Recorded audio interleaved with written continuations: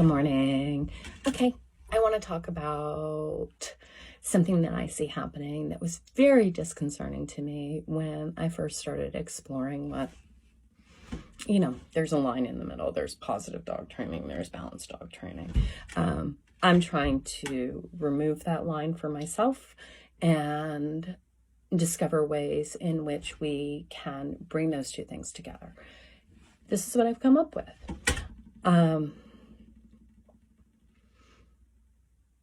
I have the experience of being a balanced dog trainer, and I'm pretty new, so I'm still kind of close to the idea of what I needed in order to get me to shift from one to the other. And it's not an absolute process. It's been a slow learning process. I have been listening to tons and tons of positive dog trainers on how they're training, and one of the first places of curiosity for me when I was going from one to the other now was along the lines of, how do you communicate not to do something? How do you say no without saying no?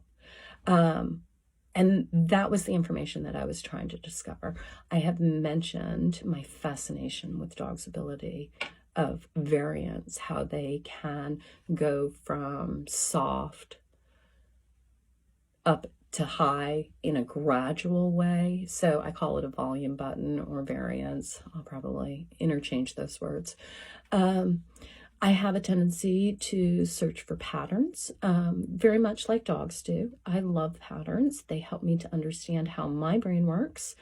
And I think because I like them so much, it's easy for me to understand how dogs like them. So anyways, positive dog trainers are saying no to their dogs.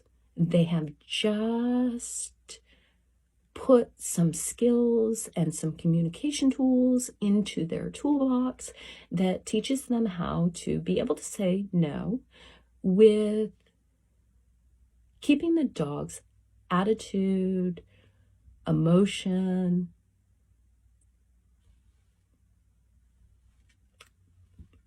in a place of great care and great love. How do they say no to the dogs? If they're positive dog trainers, because no is a negative word. So we need to, this is just me, we as people need to get better at our volume button. If we want to connect with other people, we have to meet them where they're at. A lot of times we don't have the skill to go from low volume to high volume. Positive dog trainers have a skill set that is set right in the low volume area, where they can increase and decrease behaviors in a soft, caring way of what the dog is experiencing. They focus on that sweet spot of curiosity. They want to keep the curiosity alive. They want to keep the desire alive in the dog. But they definitely want the dog to be able to learn how to do things and how not to do things. So instead of flooding the dog, which I used to do in balanced dog training, instead of flooding the dog with a big fat no right off the bat and expecting them to deal with it, I have learned through positive dog training various different skills that teach me how to say that slower, nicer, and in a more caring and loving way for the dog and for myself. It requires me saying no to myself a lot more, which is fine. So there's a lot more no in it, but when I say no to myself, that's called self-responsibility. I'm responsible for it, but I'm still saying no. What I'm doing is not working. How do I make it work? Instead of putting all of that responsibility on the dog. So it's kind of like a flip-flop. So curious about ways that positive dog trainers say no. They use different words like, and big words too. Oh my God, all the scientific words. Anyways, they use something called differential reinforcement of an incompatible behavior. Basically what that means is when your dog jumps on you, they ask the dog to sit instead. Sitting is incompatible with jumping. If a dog is barking at another dog, they train the dog to look at them, watch me. So that's what differential reinforcement of an incompatible behavior is. When a dog makes a mistake in training, they don't say no. They go back to what the dog did know, and they make sure that the reinforcement is there. They may go, and then they slowly try to incorporate what the dog does know. Like, okay, so they're teaching, I can't even use an example because I'm not even that great at it and I don't want to do that. So basically what it is that dog makes a mistake. Okay, let's go back to what the dog knows. And then we'll try again. And if by chance that dog happens to get the right response, I think they call it shaping. If they get the right response, then we're going to make sure that that dog knows that that is the right response by getting excited, offering some kind of reinforcement, whether it's a toy, whether it's a treat, whether it's excitement from the human being, So there, that's how they handle mistakes. They go back to where the dog is comfortable, and then they let the dog try again, and they focus on the good stuff. Great way to say no. Oh my God, great way to say no.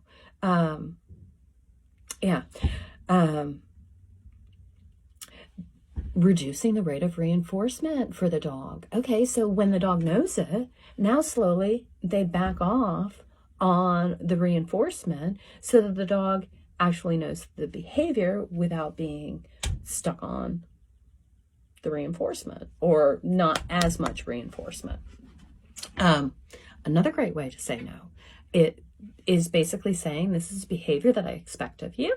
I'm going to help you learn that behavior, and then I'm going to expect that behavior. And if by chance you happen to forget it, then we go back to the way I shared with you what that behavior looks like.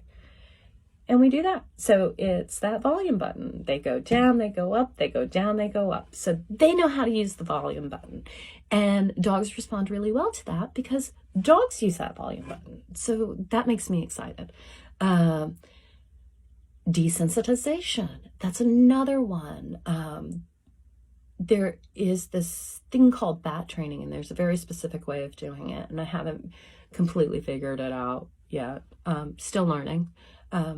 Love the fact that I'm still learning because I'm in the new phase, so I can share with people that have forgotten what the new phase looks like or feels like and put it out there, even though it looks sloppy.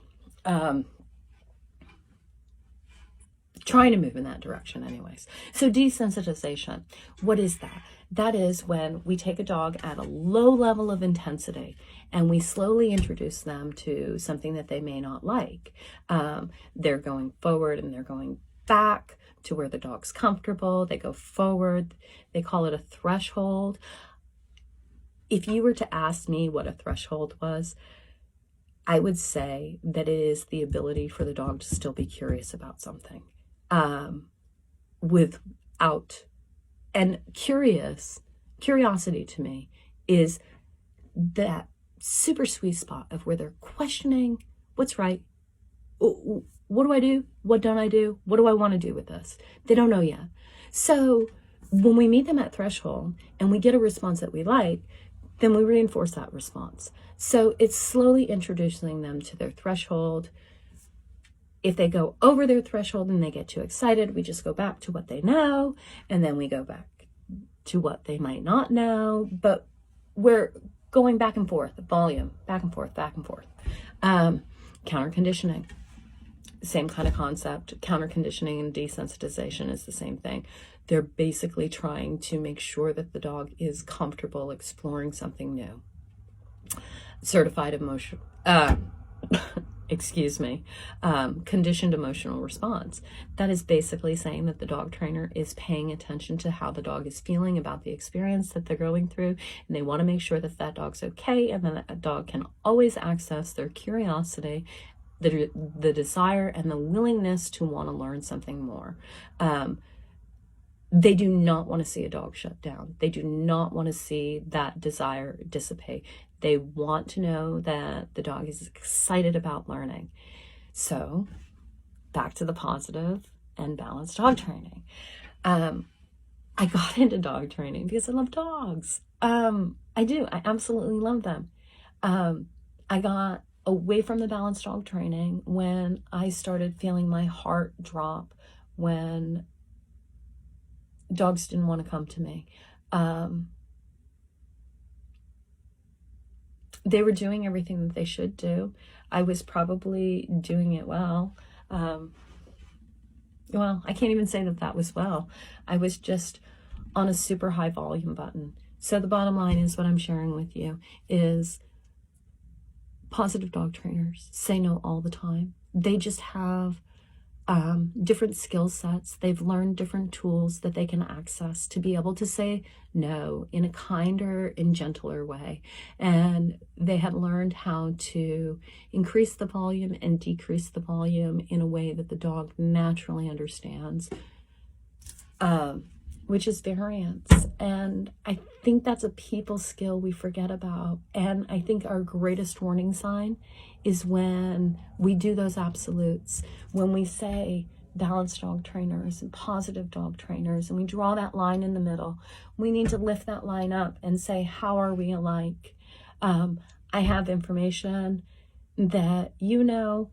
I have information that you know. And I think the greatest information that balanced dog trainers can share with positive dog trainers is that saying no is important, but I think what positive dog trainers can share with balanced dog trainers is, yes, you are right. Saying no is important, but we figured out ways how to say it that's good